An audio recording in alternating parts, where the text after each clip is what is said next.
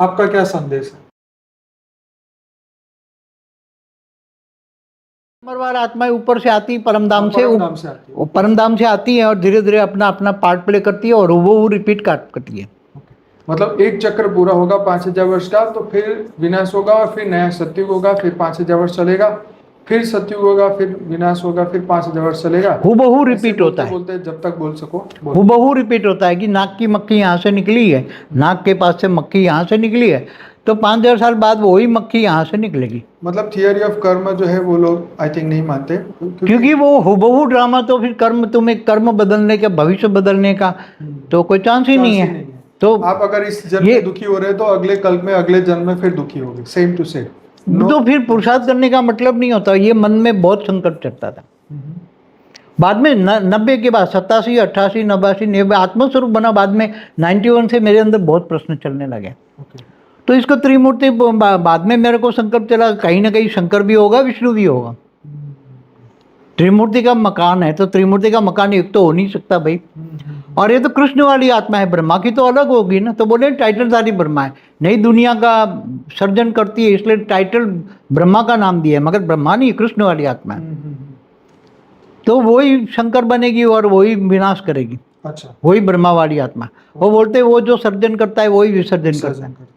Right. तो फिर और भी बहुत क्वेश्चन चलते थे, बहुत ही क्वेश्चन चलते थे। फिर एक बार वाणी मैंने पढ़ी, हर सितारों पर अपनी अपनी दुनिया है। तो ऊपर की बातें आई ना, हर सितारों पर अपनी अपनी दुनिया है, ऐसी वाणी मैंने पढ़ी। तो मेरा तो दिमाग हिल गया है। मैंने बहुत लोगों को वहाँ पूछा, सभी ने अलग अलग जवाब दे के मेरे को समझाने की कोशिश की, मगर मेरे मन में, दिमाग में ये प्रश्न का जवाब तो मेरे मन में भी नहीं हल हुआ ना। हर सितारा तो दिखता है, सितारा किसने बनाया, क्यों बनाया। पूरा वर्ल्ड ड्रामा बताते तो वर्ल्ड ड्रामा तो कभी ना कभी बना होगा ना भाई। कभी ना कभी तो वर्ल्ड ड्रामा बना होगा ना, कभी ना कभी सितारा बनाने वाला होगा, सितारा बना होगा। वहाँ इतने दूर है तो उसकी दुनिया होगी। तो उसी टाइम पर तो साइंस इतना डेवलप नहीं हुआ था ना। मैंने शास्त्र पढ़ा था कि अनंत कोटि ब्रह्मांड होते हैं, ऐसे मेरे को पता ही नहीं था। फिर बाद में मैं सवाल, इन काफ़ी क्वेश्चन थे, ढूंढते ढूंढते शंकर पार्टी का ज्ञान मिला। तो 93 में मैं शंकर पार्टी में गया, कंपिल गांव में, जिसे पीबी के बोलते हैं। पीबी के बोलते हैं, शंकर पार्टी। तो वहाँ वीरेंद्र देव दीक्षित को मिला, वेरा, वहाँ भी बहुत वीवीआईपी स्थान था। वहाँ भी मैंने बहुत उनके साथ मिलके ज्ञान का मंथन किया। मगर वहाँ भी जो ज्ञान सुना वो स्थूल 5 तत्वों की दुनिया का, और वहाँ भी ये 5000 साल का वाणा, यही वाणियाँ ये लोग पढ़ते थे। सेम चीज थी, बस सेम चीज़ थी, मगर वो वहाँ इन्होंने बताया, प्रूफ दिया मेरे को कि देखो ये ओरिजिनल वाणी है, कटिंग वाणी, वाणी कटिंग हो रही है, पता उन लोगों ने दिया, पीबी के में पता चला। अरे बताया ब्रह्मा बेबी बुद्धि है। और दादी गुलजार के अंदर जो प्रवेशता होती है वो केवल शिव बाबा की नहीं होती, शिव बाबा की नहीं होती, दादा लिख रहा जाते हैं। तो काफ़ी कुछ ऐसा ही, मगर वो 5000 साल का वर्ल्ड ड्रामा वही सेम वाणियाँ, सेम सब कुछ वही। उन्होंने ये बोला कि मैं शंकर हूँ, बस वही नहीं बोला मैं राम वाली आत्मा हूँ, जैसे वो कृष्ण वाली आत्मा मेरे अंदर आते हैं। जैसे कृष्ण वाली आत्मा है तो ब्रह्मा का पाठ बजा रही, मैं राम वाली आत्मा हूँ।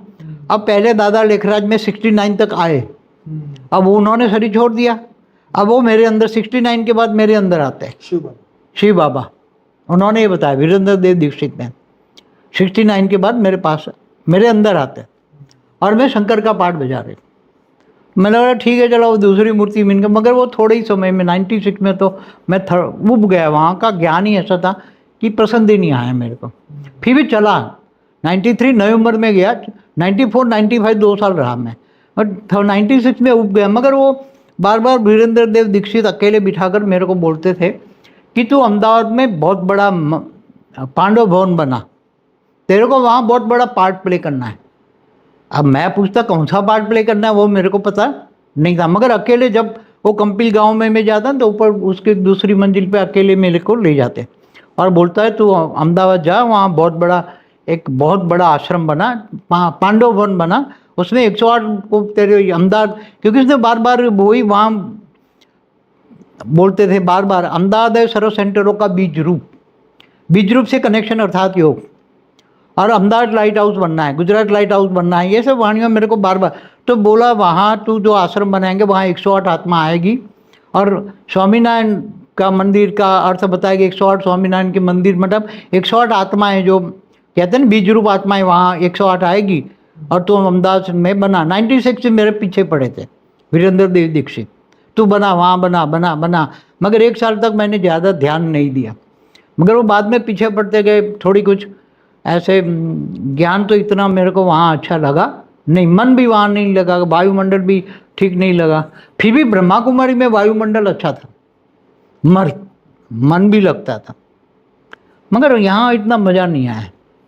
फिर भी 97 में फिर मैंने अपने हार के, उन्होंने मना कर दिया, यहाँ तेरे को आने का नहीं, भगा दिया मेरे को, तेरे को यहाँ आने का बोला ना तेरे को, तू जाके अहमदाबाद में आश्रम बना 108 के लिए, वो यहाँ 108 आएंगे, स्वामीनारायण को मंदिर बोलते थे वो, 108 स्वामीनारायण के मंदिर बनेंगे, स्वामी नारायण।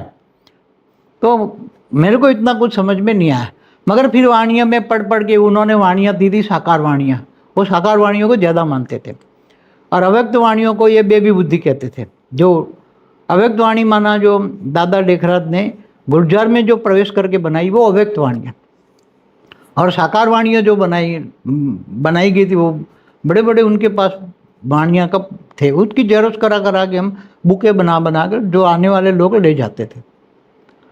फिर मैंने हार के 97 में अपना आश्रम बना, फिर लोग अपने आप ही धीरे धीरे 4-5 लोगों को तो हमने बताया कि भाई अहमदाबाद आ जाना, ऐसे ही हम बोलते थे, हम तो ज्ञान देते थे।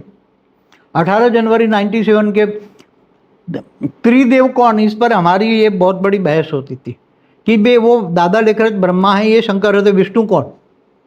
तो जो लोग मेरे पास ज्ञान सुनने आते थे, सबसे पहले एक को ज्ञान सुनाया मैंने, तो बोलते तुम ही विष्णु हो, वो अपने आप ही बोलने लगे तुम ही विष्णु है, तुम ही विष्णु हो। मैंने बोला मैं तो पहले स्वीकार ही नहीं करता, हमारा नाम दे दिया विष्णु पार्टी। उन्होंने 97 में 18 जनवरी 97 को हमारी पार्टी का नाम इन लोगों ने रख दिया विष्णु पार्टी। तो विष्णु पार्टी समझ के बहुत लोग आने लगे। फिर मैंने किराए का मकान लिया, ये ज़मीन लेके चैनपुर में मैंने आश्रम बनाया। तो मैंने बोला 108 बीज रूप आत्मा यहाँ आएगी और ज्ञान लेंगे। तो हम भी शुरू में तो वही 5,000 साल का वर्ड ड्रामा, हम वही वाणियाँ बताते, बहुत लोग आते थे। शंकर पार्टी में जो गए होंगे ना, उनको सबको ये लगता है ना अहमदाबाद सर्व सेंटरों का बीज रूप से कनेक्शन अर्थात योग, तो वो विष्णु पार्टी समझ के आने लगे। फिर बाद में मैं 98 से यूनिवर्स का ज्ञान देने लगा।